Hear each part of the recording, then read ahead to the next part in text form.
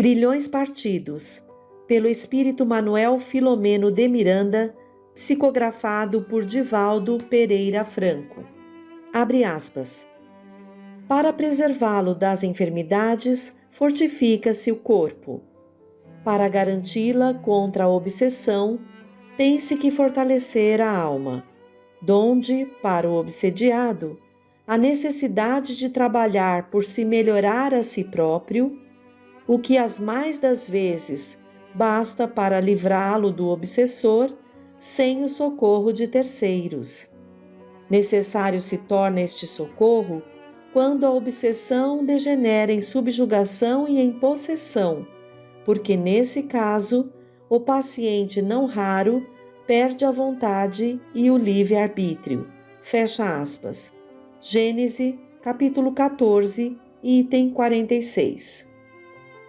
Capítulo 14. Novas diretrizes. Graças à orientação salutar do coronel Epaminondas Sobreira, através de oportunos esclarecimentos e leituras bem sugeridas, ampliavam-se os horizontes do matrimônio Santa Maria, que descobria na codificação kardeciana uma fonte inexaurível de iluminação e conforto espiritual.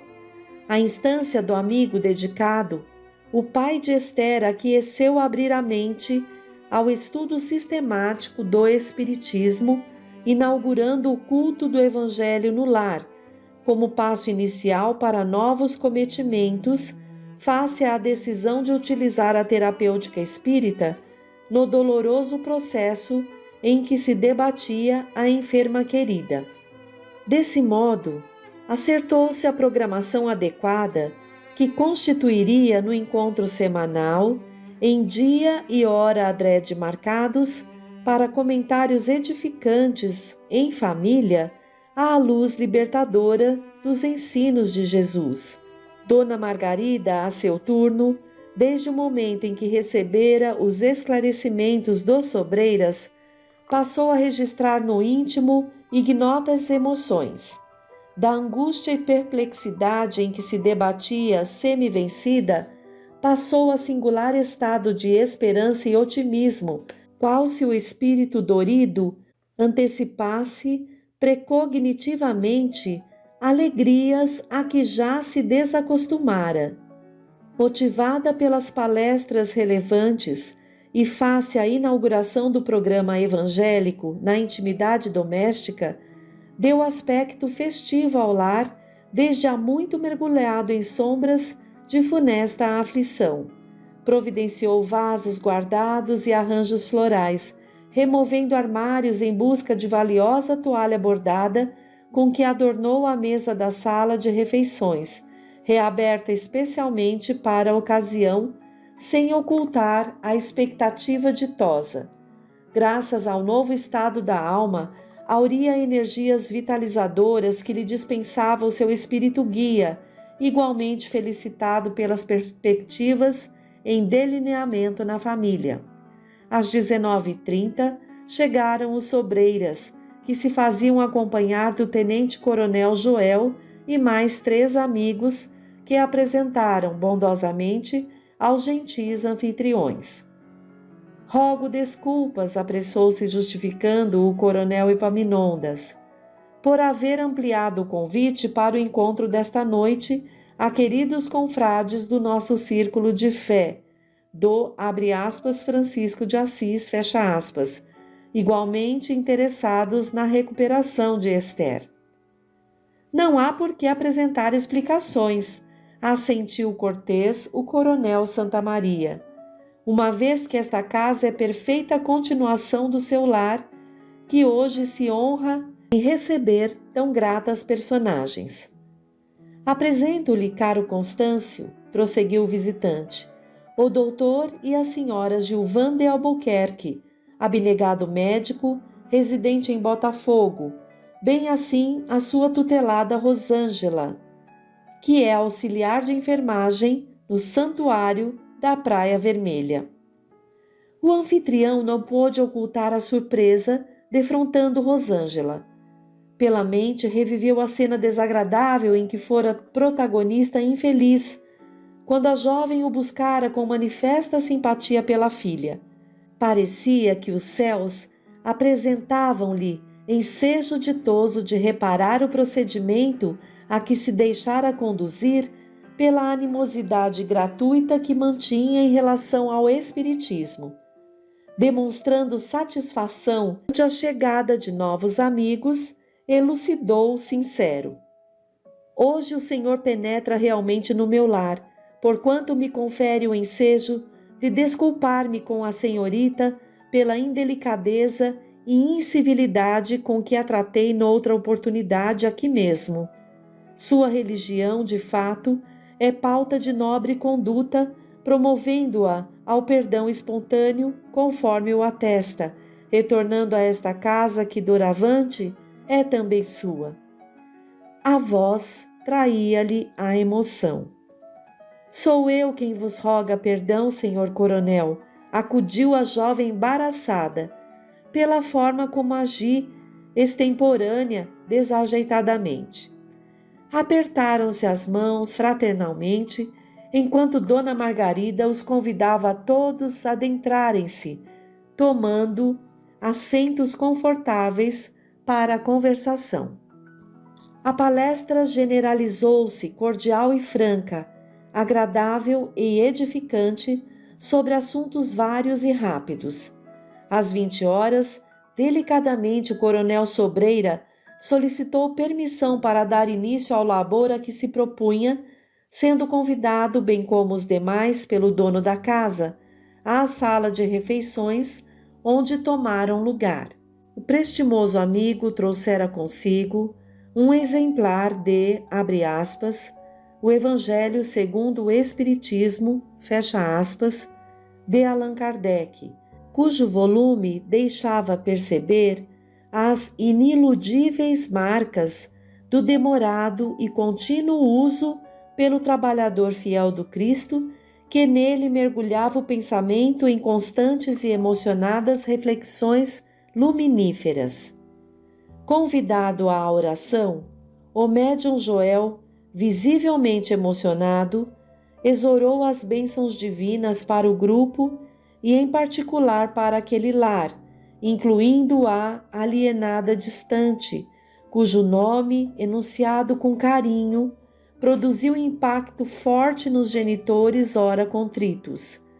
A emoção generalizada e sob controle de cada um traduzia as intenções superiores que a todos sustentavam no empreendimento cristão em começo. O ambiente, a pouco e pouco, semelhando-se às primitivas células cristãs, impregnou-se de vibrações saturadas de paz que penetravam almas e corações, irmanando-os todos em fortes vínculos de afeto espiritual. No silêncio natural que se fez, o diretor abriu, abre aspas, o Evangelho, fecha aspas, conduzido pela intangível mão do mentor espiritual do grupo, e leu com bem modulada voz do capítulo número 11, abre aspas, amar o próximo como a si mesmo, fecha aspas, as oportunas páginas de Emmanuel e Pascal intituladas, abre aspas, o egoísmo, fecha aspas. Concluída a leitura e seguramente inspirado, o coronel Epaminondas considerou: de relevante oportunidade a lição a que fomos guiados neste momento, porquanto o egoísmo é a causa matriz de incontáveis desastres morais e sofrimentos que irrompem por toda a parte. Abre aspas. Compreendessem os homens a própria fraqueza e limitação, portanto, a necessidade de se ajudarem mutuamente, e diversas seriam as paisagens espirituais da Terra. Graças à formação social deficiente e à educação moral mal dirigida, cultivam-se os sentimentos perniciosos em detrimento dos superiores impulsos da vida nobre. Assulam-se paixões nos jogos competitivos, nos quais nem sempre o valor recebe o prêmio de melhor, derrapando-se em sucessivos lances de audácia que se transfere da infância à juventude, à madureza, à velhice, sob as constritoras molas da avareza, vitalizada pelos instintos inferiores predominantes. Os pais de cedo pensam no triunfo dos filhos, envenenando-os com os tóxicos da egolatria, esquecidos de os preparar convenientemente para a vida.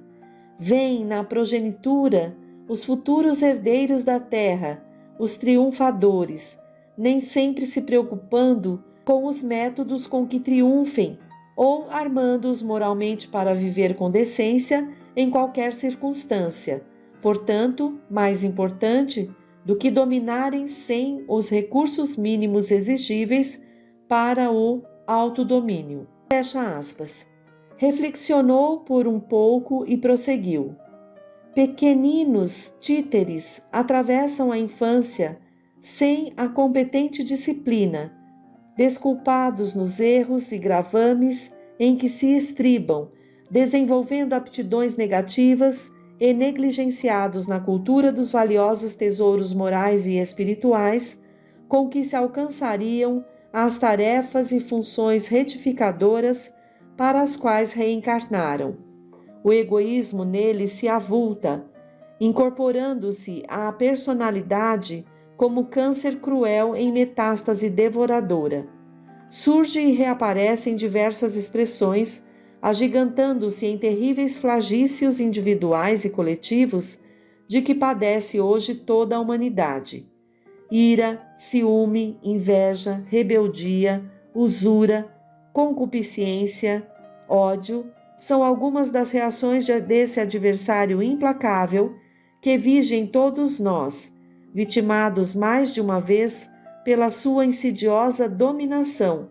Renascemos para vencê-lo e quase sempre repetimos os mesmos enganos, caindo-lhe nas malhas bem urdidas com que nos surpreende. Cultivássemos a fraternidade desinteressada das paixões, exercitássemos o amor, conforme nos ensinou Jesus, e bem diversa seria a nossa posição no planeta. Fecha aspas. Teleguiado pela mente superior que o inspirava, o palestrante fez uma pausa e logo deu curso à edificante lição. Lamentavelmente, não cessam na Terra as implicações do egoísmo. Emanado às aspirações do espírito, prossegue em comando além das fronteiras de cinzas no túmulo, em atitude de rebeldia, quando o desencarnado surpreende o fracasso, entregando-se à nefasta posição mental de que só a dolorosos penates consegue libertar-se. Surgem inditosas injunções conscienciais, padecimentos insuportáveis e resoluções extremas que o desgastam e desgraçam. Abre aspas. Obsessões de longo curso têm lugar em processos nefandos de perseguições improcedentes, porque se sentem tais espíritos mesquinhos, depreciados, usurpados em direitos que verdadeiramente não lhe pertencem, como traídos, transferindo para os outros responsabilidades que lhes competiam desenvolver e não souberam ou não quiseram assumir. A seu turno, os que lhes padecem as vergastadas, ao invés de se elevarem pela oração e paciência, sintonizam através de reações eloquentes em que o ódio, a insensatez e o desespero pelas vaidades feridas se dão as mãos, conjugando forças para as batalhas contínuas de desdita. E enquanto o amor não luariza os litigantes, portadores ou não de razões, desde que a verdadeira razão pertence a nosso Pai, o conúbio obsessivo prossegue indefinidamente. Não é o que vemos a cada passo? Todos nos julgamos vítimas uns dos outros. Ninguém deseja disputar a honra de servir e desculpar, Antes, nos esforçamos por ser ou parecer pior, mais poderoso na arte de esgrimir e sustentar as posições mentais e morais inferiores. Ao clarão, porém, do Cristo, que jamais se excusava, não repelia aquele que o buscava, fosse quem fosse. Socorria assim a mulher adúltera como o criminoso, a todos concedendo oportunidade para reabilitar-se. Modificar-se-ão as contingências e situações, surgindo a antemanhã do mundo melhor que todos anelamos. Não descuremos, pois, de combater com todas as forças esse verdugo de nossa paz e felicidade, que é o feroz egoísmo. Se alguém nos fere, a lei nos faz justiça. Se nos perseguem ou prejudicam, se há dor ou necessidade, não nos consideremos infelizes, inocentes supliciados. Talvez soframos em um setor ou atividade em que não possuímos débitos, devendo, porém, na contabilidade divina, onerosos estipêndios morais que nos chegam em abençoadas ensanchas para resgatar.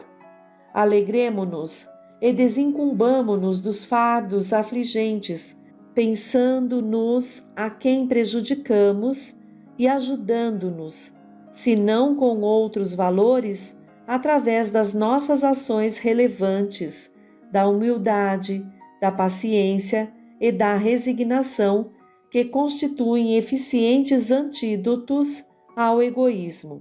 Jesus fará por nós o que nos não seja possível realizar.